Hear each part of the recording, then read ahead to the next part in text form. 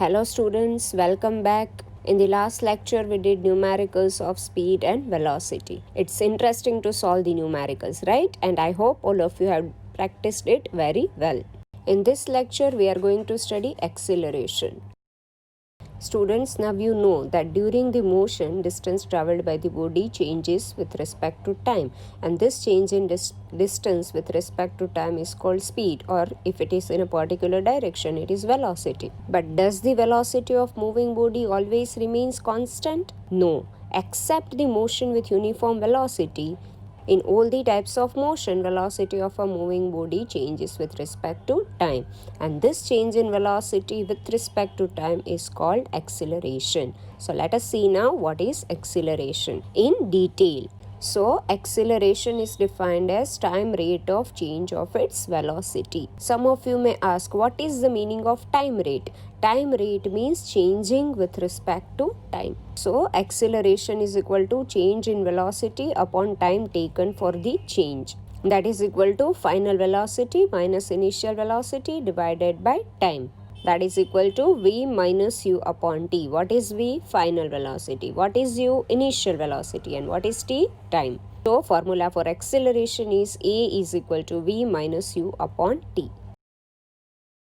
So acceleration is dependent on what? Velocity. And velocity is which kind of quantity? Vector quantity. So obviously acceleration is also a vector quantity, and direction of acceleration is same as the direction of velocity of the body. Acceleration can either be positive, negative or zero. Acceleration of a body is zero when it moves with uniform velocity. When a body is moving with uniform velocity, its velocity is remaining constant with time, right? So initial velocity u will be and final velocity v both are same. So in that case v minus u will be 0. So acceleration will be 0 if body moves with uniform velocity. Acceleration is measured in meter per second square, which is its SI unit, and it is also measured in centimeter per second square, its CGS unit, and in some cases it is also measured in kilometer per hour square.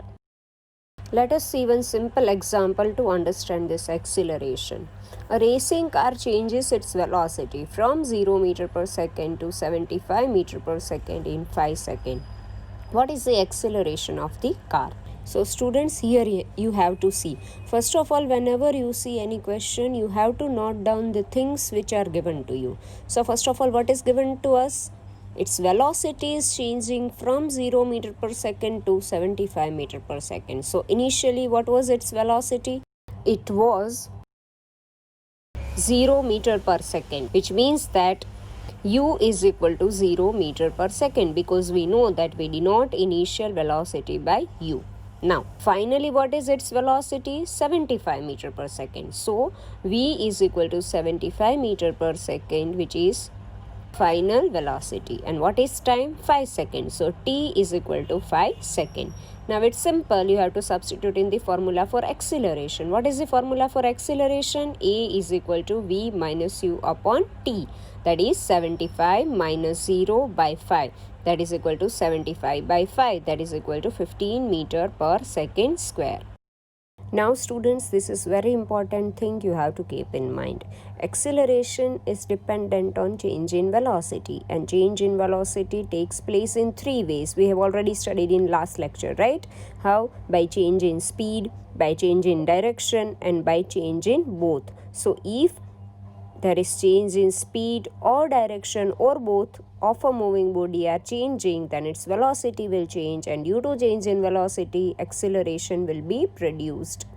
With the help of this diagram, you will be able to understand acceleration very clearly. In the first case, you can see that a body is speeding up. So its velocity is increasing, and since its velocity is increasing, it is in accelerated motion. In second case, you can see that body is slowing down. So its velocity is decreasing, and since velocity is decreasing, it is in accelerated motion. And in third case, you can see that the direction of the body is changing. And if direction is changing, then also velocity of the body will change, and due to this change in velocity, acceleration is produced in it. So now it is very clear to you, right, that whenever there is any change in velocity of the moving body, acceleration is produced in it, whether velocity is increasing or decreasing or remaining same but its direction is changing. Acceleration is produced in the body. Now let us see what is uniform acceleration. A body is said to be moving with uniform acceleration if it travels in a straight line and its velocity increases by equal amounts in equal interval of time. Or a body has uniform acceleration if its velocity changes at uniform rate. Means that velocity is changing but it is changing equally in equal interval of time. That is the meaning of uniform rate. Example of uniform acceleration are motion of a freely falling body, motion of a sliding block on a smooth inclined plane, etc. This diagram represents the motion of a freely falling body, which is uniform accelerated motion. So here you can see that a person is throwing a ball from a height and ball is falling freely down. So when it is not thrown, at that time velocity is 0, time is 0 and acceleration is 0. Now after 1 second you can see that its velocity is 9.8. So initially its velocity was 0, now its velocity is 9.8. So using the formula A is equal to V minus U upon T, we get 9.8 minus 0 by 1, that is 9.8. After another 1 second, its velocity is 19.6. So if we consider this second case, initially velocity was 9.8 and now velocity is 19.6. And what is the time difference? Now time is 2 seconds and initially it was 1 second. So this change in velocity occurred in a time interval of 1 second. That is t is equal to 2 minus 1. Applying the formula A is equal to V minus U upon T, we get A is equal to 9.8 second. Consider the third case, that is after another 1 second, its velocity is 29.4 meter per second. So in this third case, initial velocity U was 19.6 and now it is 29.4. So U is 19.6, V is 29.4 and time interval T will be 3 minus 2, that is equal to 1. So on calculating we get A is equal to 9.8 meter per second square. So you can see that in all the three cases, that is after every interval of 1 second, acceleration is remaining constant, that is 9.8 meter per second. So this motion is uniform accelerated motion.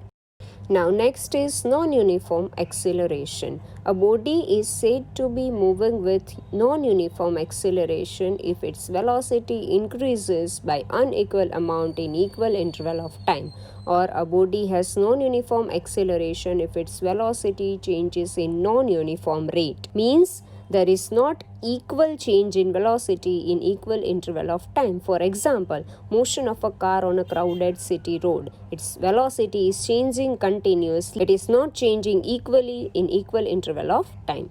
You all are familiar with this. I do not have to explain it much, right? So let us move to the next topic, that is retardation. When you are going in your vehicle and when you apply brake, what happens? Your vehicle slows down, right? Means its velocity is decreasing. In this case, your vehicle is said to be in retarded motion. So what is retardation? A body is said to be retarded if its velocity decreases with respect to time, or simply you can say negative acceleration is called retardation. For example, a car is deaccelerating to come to a halt. Means if you want to take a halt, you will apply brake, and during this the car is deaccelerating. Suppose that a car is moving with a velocity of 25 km per hour and accelerator is applied to it. So after a particular interval of time, if you will find its final velocity, it will be greater than 25 km per hour, right? Then in this case, acceleration will be positive and motion is accelerated motion. But if brakes are applied, then what will happen? Its velocity will decrease, and after a particular interval of time, if you will see its velocity, it will be less than 25 km per hour.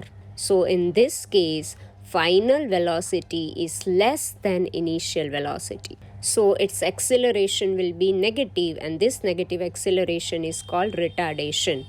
Why acceleration will be negative? Because formula is a is equal to v minus u upon t, and if v is less than u, then v minus u will be negative, so you will get acceleration as negative. Here you can see that blue colored car is speeding up, so it is in accelerated motion, while orange colored car is slowing down, so it is in retarded motion, that is, it is having negative acceleration. So students, what is the difference between acceleration and retardation? Acceleration is always positive, retardation is always negative. In acceleration, final velocity is greater than initial velocity, and in retardation, final velocity is less than initial velocity. When accelerator is applied to a moving car, acceleration is produced in it, and when brakes are applied to a moving car, retardation is produced in it. You can include this also as an example. So with this, we end our session of acceleration. In the next session, we'll try to solve the numericals related to acceleration.